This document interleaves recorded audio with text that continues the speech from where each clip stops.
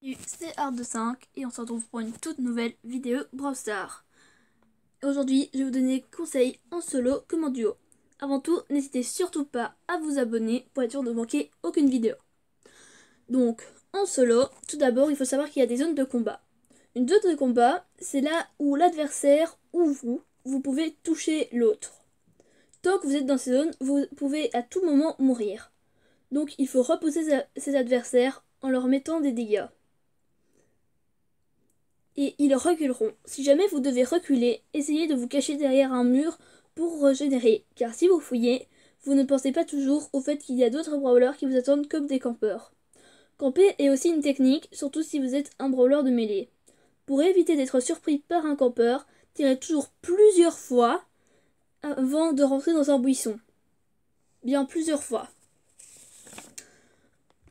Car si vous vous retrouvez en face à face avec un brawler de mêlée, vous avez peu de chances de survivre.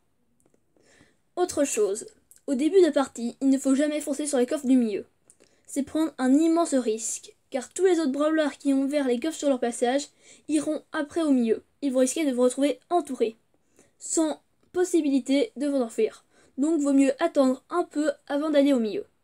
Autre chose, quand vous avez le plus de cubes de pouvoir, ou même quand vous avez quelques cubes de pouvoir, il faut toujours tuer les brawlers ou le brawler qui a le plus de cubes de pouvoir. Pourquoi?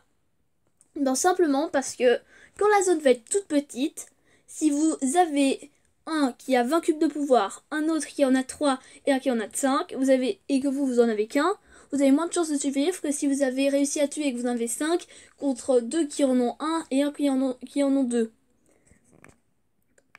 Bon, je vais tout de suite vous mettre ça en pratique. Donc on va jouer. Donc voilà, c'est parti.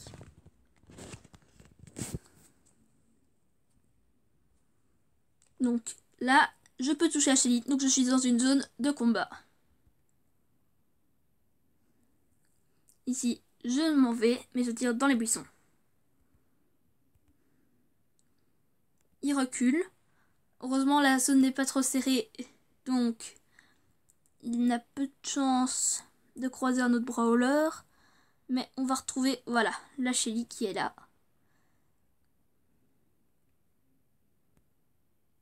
Donc je suis dans la zone de combat ici. Elle part. Hop là, il y a le Billy qui s'amène.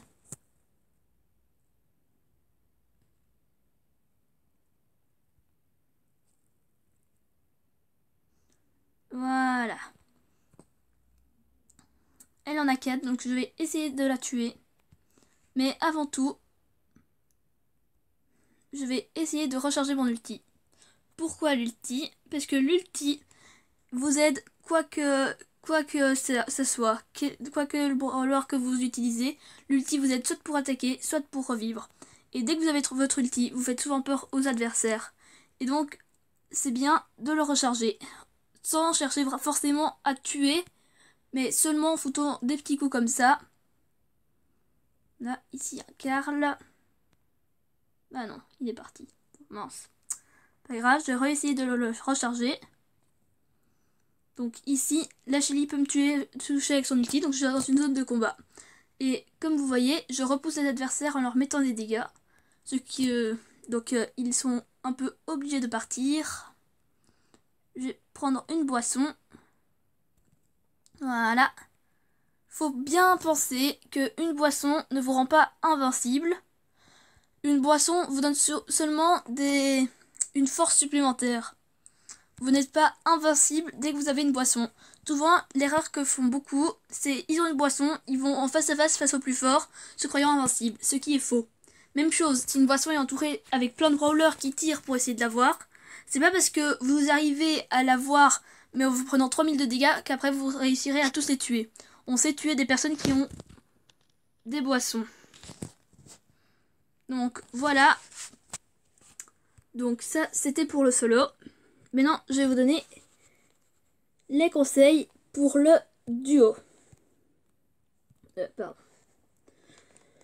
Donc, pour le duo, c'est mieux de savoir choisir ses brawlers que l'on va prendre, car en duo, on croit surtout des teams qui font tout le temps du duo, qui sont fortes qui sont forts, soit des personnes qui perdent en solo et qui veulent se retrouver avec quelqu'un de fort en duo. Donc c'est bien de jouer avec des amis. Ou alors, je vous conseille d'appuyer ici dessus et vous pourrez rechercher une équipe avant de pouvoir jouer. Bien sûr, vous pourrez parler. Donc.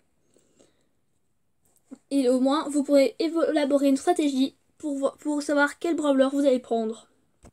Comme brawlers qui vont bien ensemble, je vous conseille de prendre des brawlers qui se complètent.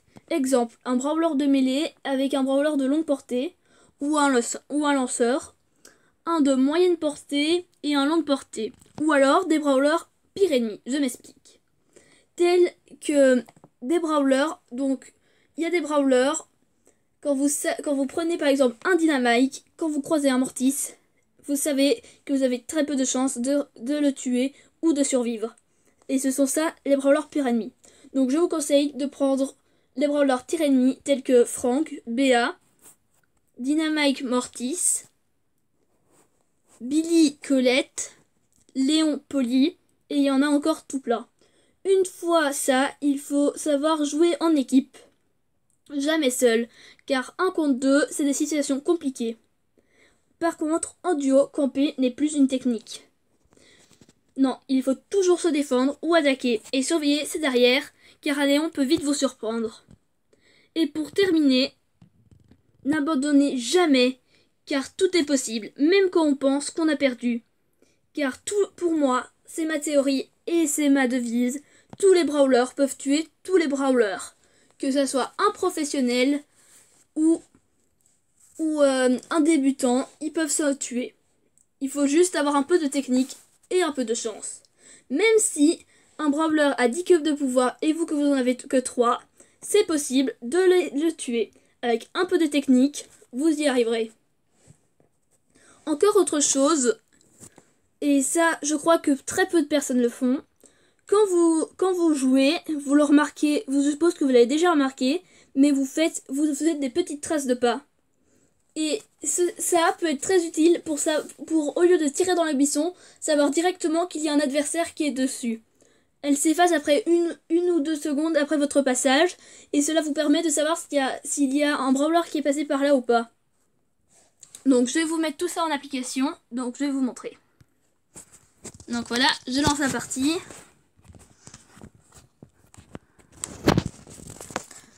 Donc tout ce que j'ai dit en solo, les zones de combat et tout, c'est pareil aussi.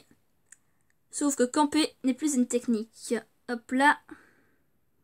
On va essayer de recharger mon ulti. Et donc là, je joue bien en équipe. Hein. On est tous les deux. Et voilà. Le coéquipier de la pomme a laissé la pomme se faire tuer. Je ne sais pas si elle a bien fait le bon choix. Mais je crois que c'est bien de jouer en équipe et d'être sur les mêmes brawlers. Donc là, on en a 4. C'est pas mal. Pas mal du tout. Il y a Franck qui est une boisson. Donc cette équipe, il y en a 2. Celle-là, on a 5. Donc on va quand même chercher à tuer les plus forts. Voilà. Ensuite, la pomme René. Aussi en duo, soyez stratégique. Par exemple, vous faites perdre un coéquipier à une équipe. Eh ben, essayez de tuer l'autre au lieu de partir directement sur une autre équipe.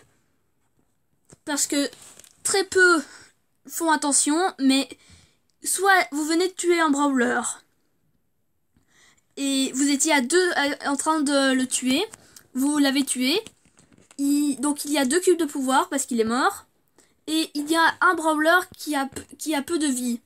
Vous allez tous choisir de prendre les 2 cubes de pouvoir. Tant pis pour le brawler.